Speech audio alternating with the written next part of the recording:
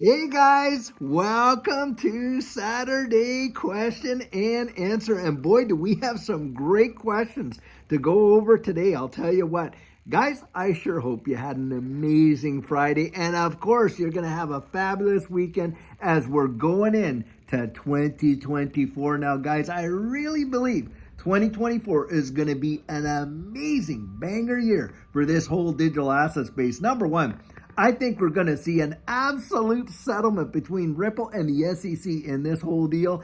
And on top of that, I think we're going to get some regulatory clarity that's going to come down into this space, and then it's going to be on like Donkey Kong. Guys, it is going to be exciting to be sure. I'll tell you what. Wow.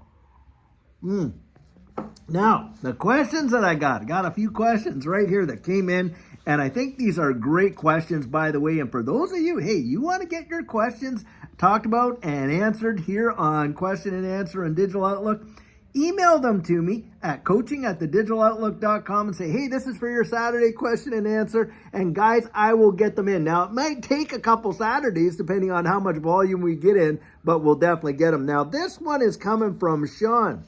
And Sean is asking a pretty great question here because he's saying, I have a question for your Saturday show, which is, will XRP still be relevant in regards to solving the Nostro Vostro issue now that Chainlink has partnered up with Swift? And what an amazingly great question. Guys, this is my answer on that. Now, for those who don't know, Nostro Vostro, of course, is the ours, yours account. That's just Latin for our, yours, that a lot of the banks around the wide world have to use when they're utilizing this current system, this Swift system, because those amounts, those accounts that they hold in each other's banks guarantee the liquidity and, security of these transfers. And we're talking in a lot of cases, hundreds of millions of dollars of transfers daily. And guys, around the wide world, there are trillions of dollars tied up in Nostro Vostro accounts. And what are we dealing with right now in our society as a big time problem? Well, of course, we're dealing with a liquidity issue problem. Now, imagine if you get on-demand liquidity, which is certainly used in the ODL now called Ripple payments.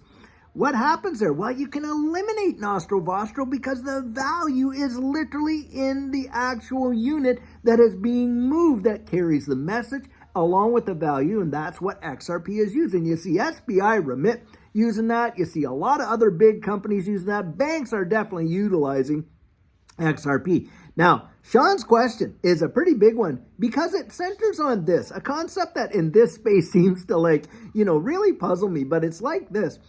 A lot of people literally feel like there's only going to be one solution. Guys, do not ever fear competition. Competition is literally the cure for complacency, isn't it? Because it gets you out there innovating. You want to be the best product on the market. And if you got competition, well, now you have something to absolutely be, innovating against so that you are the best deal. Now, I still believe XRP represents the absolute best opportunity. Now, Chainlink, remember this, Chainlink is not blockchain. Actually, neither is XRP if you really want to get down to the true definition of blockchain. XRP is a distributed ledger technology whereby it uses a consensus algorithm that have a lot of attributes like blockchain does, but it is not blockchain. And Chainlink, it is not even a distributed ledger technology. Think about that. Chainlink is an oracle. And what does it do? Well, Chainlink literally takes offline information in the standard system and bridges it into a lot of these distributed ledger technology networks. That's what Chainlink does. Now, XRP, when you look at XRP, I'm telling you, 3 to 5 second settlement, guys, you are watching literally the evolution of money because XRP, and you got Ripple out there, get this, you have got Ripple out there literally hosting and helping nation states to develop the infrastructure for their evolution of money and the development of their central bank digital currencies using private ledgers, right? That are built off of the XRP ledger, mimicking the XRP ledger, but they're private ledgers. Now, having said that, when it comes to whether or not XRP will be kind of kind of fall off the stage because you got other partners out there like Chainlink and Swift and things like, guys, I do not think so. Not at all. Think about it in this capacity. How many, when you think about gas for your car, is there only one gas station or only one oil producer? What about gold? Is there only one company around the wide world mining gold and actually open on the open market? How about diamonds and all that kind of stuff? Now, there are certainly the behemoths that corner a lot of the markets and that they get the lion's share. Well, guys, I'm going to tell you something. I literally believe that XRP and through the corridors that Ripple is already building for, and you go to Ripple's website and you see the bridge asset between central bank digital currencies, which of course, when we're talking about international cross-border payments, this is where the whole Nostro Vostro comes in. Guess what? The absolute settlement vehicle is between those CBDCs. You got it. It's XRP. Now, think about this. You got the Depository Trust and Clearing Corp, and this is a corporation puts through trillions of dollars of transactional volume with trading, that happens in all these markets around the wide world. Well, they've already partnered up with R3 Corda for instant settlement. Now, instant settlement to them is 30 minutes versus 3 business days for settlement, right? That's a pretty big deal. But needless to say, R3 Corda is out there using XDC and XRP for instant settlement. And so, to me, I don't think that when answering Sean's question here, XRP is absolutely going to be relevant in this new digital economy in a powerful way, considering the fact that the XRP ledger is being utilized to develop central bank digital currencies, and XRP is the bridge asset between them. And I do think we are going to see a big time marriage. Now, don't kid yourself. You're going to have other products out there, of course. Now, with SWIFT, which stands for, I think, the Society of World Interbank Financial Transfer, something like that. Anyway, needless to say, this has been on the scene since the 1970s. Guys, I'm telling you, it would not surprise me to see multiple partners and Ripple being one of them and XRP being utilized in that system. I kid you not. I think we're going to see a lot of amalgamation. I don't know why that's tongue-tying me today. But needless to say, I think we're going to see a lot of that happen in the future as this whole digital economy rolls out. I think it's going to be truly phenomenal. Now, when you think about that, capacity, I think in Sean's question, guys, like I say, do not ever fear competition. It is not going to be a monopoly. There's going to be winners, yes, and there are going to be losers. But I think the ones that are out there already laying the foundations for the infrastructure are going to be massive. Now, that was a great question, by the way. Now, I got another one right here. And this question is coming from Jason. Now, he's asking about a barter system, and he's got 2 questions here. And the first one is, what do people do when they eventually want to use gold and silver to barter, buy goods or exchange for fiat? How does that work? Now, the deal is this. In a system where the whole fiat system has collapsed, and there will be a period of time, I believe, a small window where we're going to be trying to kind of figure things out. There's going to be a lot of things at play when they absolutely collapse this current fiat system completely and totally. And yes, people will barter. Well, guys, you're not going to be using your gold and silver bullion at that time to convert into fiat. It's going to be the actual means of consideration right there. Now, what is a monetary unit? Store of value, unit of account, medium of exchange, right? Well, obviously, bullion has been a traditional store of value for thousands and thousands of years. And what about a unit of account? Well, we measure it in weight, don't we? Ounces, tenth of an ounce, stuff like that. And medium of exchange, absolutely a medium of exchange. And that is where, like a lot of people are out there saying, well, they're going to hold some gold, they're going to hold some silver. Well, you're not going to take your little gold coin and kind of shave off a few things like that. That's why some people are out there saying, hey, buy it in tenth of ounces, and that kind of stuff. Buy it in different weights and stuff like that, so you don't have to go out there and take a whole gold ounce and this and that, unless the purchase is going to be really, really big. Now, the value, this is the deal. When I think of these things, because I don't look at gold and silver as an investment, I look at it as a hedge against inflation and protecting the purchasing power of the money you already have, right? So it's more like that. Now, in that capacity, when you think about that, $100 today, what's $100 going to be 5 years from now? Well, hey, it's going to be $100, isn't it? But what will that $100 buy you 5 years from now? That's where the big one comes now. Think about this. Way back there, if you had taken 20 bucks and an ounce of gold, which was worth about 20 bucks, and you buried them at the same time. Well, way back in the 1800s, well, $20 could have bought you, a new suit, a nice pair of shoes, maybe a decent hat, blah, blah, blah. And, you buried it back there along with that gold coin, You dig it up today. Well, hey, that $20, well, you might be able to redeem it for 20 bucks right now. But obviously, the purchasing power of that $20 has been absolutely decimated compared to what it was back in the 1800s. What about that ounce of gold? Wow, has that ounce of gold held on to its value? Not only could it buy you one suit, could probably buy you 3 or 4 and some good pair of shoes and multiple hats, because the value of gold right now is at an all-time high, I think around 3,000 bucks.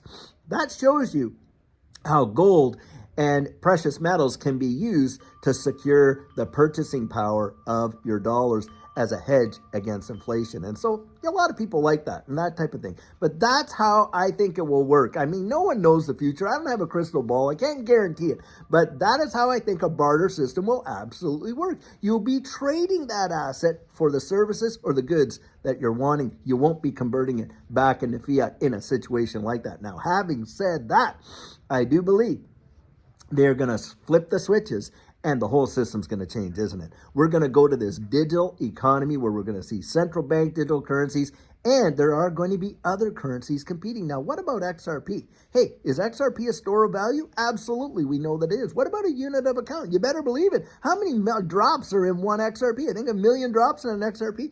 What about a medium of exchange? Do you realize right now people are utilizing XRP to pay their civic taxes in London, England? I've had people tell me that. And on top of that, there's people in the United States getting their salary paid to them in XRP. So it's definitely a medium of exchange. And just holding your XRP could be utilized as a monetary instrument sometime in the future. And think about it.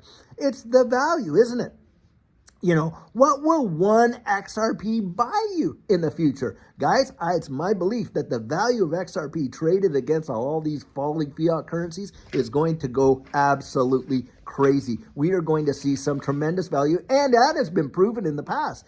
Every time we have seen these digital assets take off in price, what's happened to the DXY? Well, it's done the inverse, hasn't it? It's come crashing down. And when the DXY has come crashing down, hey, all of these digital assets have gone thundering up. And that's what I think is going to happen there. So now, Jason has a second question. And he's saying this: Dave, something bothering me with central bank digital currencies. If we don't want to use these, because of what they represent, if we don't support these, then why do we go against our ethics and still invest? Should we be investing in things that we're ethically against? Now, having said that, I'll say this.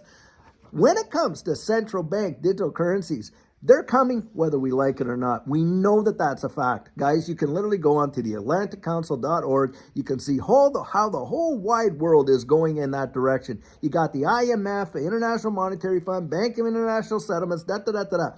But this is where we have got to get out there and get our piece and support those representatives that literally kind of have our view of how central bank digital currencies are used, because we certainly don't want to lose our anonymity. And on top of that, we absolutely don't want to lose our liberty when it comes to our monetary instruments, right? Where they tell you how long you have to spend it and this and that, because then they've literally crippled anyone's ability to save when they do that. Now, having said that, it is not unethical to be investing into these type of digital assets when you can see this is what the future is. Because as a believer, and I am absolutely, now listen, these digital asset space, they probably represent the evolution that will eventually lead to a lot of the things that we read about in Scripture. Absolutely, I agree with that. But we occupy until he comes. That's what the Scripture says. As a believer, that's where I'm at. I have absolutely no issue with that.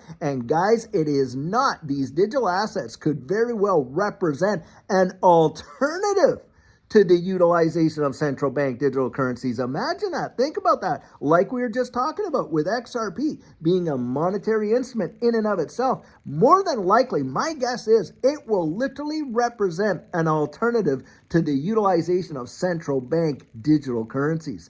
And our digital assets will be traded against CBDCs. Now, when you think about that, and you have Larry Fink talking about the tokenization of securities, consider this.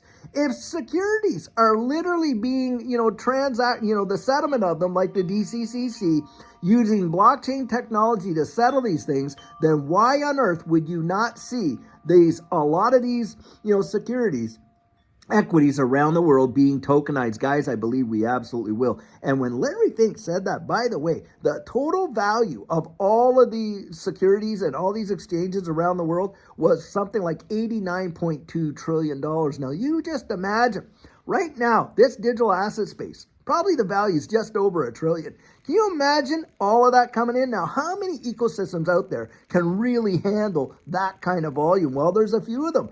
Hedera Hashgraph, certainly one of them. XRP, absolutely. Stellar, another one that could potentially handle that tokenization of all that, those equities and things like that. But guys, it's a limited handful that can truly do it, I'll tell you what. And when you think about that and you start to imagine what the future is going to unfold, listen, just go back before we had real social media. Now, look how social media has revolutionized the wide world. You're talking about transcending borders. You're talking about transcending cultures, on and on and on.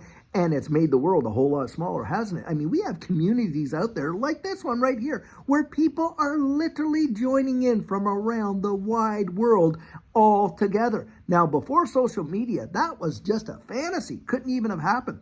But boy, has it ever revolutionized now. You just take that concept alone and multiply that by a factor of 10, if not 100, when you consider how distributed ledger technology, how the metaverse, how all of these digital assets and all that are going to literally make the world even smaller than it was, and how it's going to branch out into all of the various iterations and use cases that are going to come.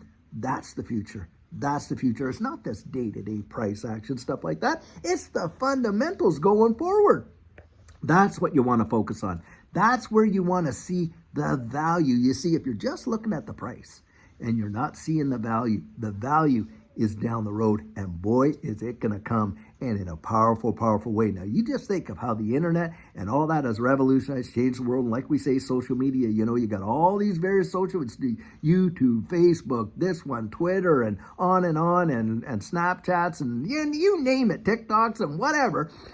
All the various iterations now, is there room for all of those to exist? And by the way, be worth billions upon billions combined and individually? There is. Guys, don't kid yourself. There are going to be winners, but do you think it's going to be all the tens of thousands of these? Not in your life. I think we're going to see most of them are going to go to nothing, but we're going to see a bunch of them. And I believe the ISO 222 ones have real potential to being around. Now, that is my personal opinion. Like I say, guys, go out there, investigate it for yourself, see what you can see and where your confidence can be built up and things like that. Now, having said all that, guys, like I say, 2024, I believe, is going to gear up to be one of the biggest years. We will probably see one of the biggest bull runs this space has ever seen. I genuinely believe that. And on top of that, I believe that this digital asset space definitely represents probably the greatest wealth transfer in the history of mankind. It will really be mind-blowing. And do you realize how few people are aware of it? Most people are just completely oblivious to what's about to transpire. Now, think of this, these phones that we're holding in our hands. These things came out in 2007. Most people did not see the full functionality or the vision of what it could be even up until today, but boy, has it ever revolutionized our lives. Guys, That's what I think is going to come, and on steroids, to be sure. Anyhow, I sure hope you really enjoyed these question and answers today. And remember, tomorrow we have Sugar on Sunday. And boy, do we have lots to be thankful for. Some great nuggets of encouragement. I hope to see you there. But if I don't, guys, have an amazing, amazing, safe, happy, and fun-filled New Year's. And until next year, guys, if I don't see you tomorrow, have a fabulous one and take care.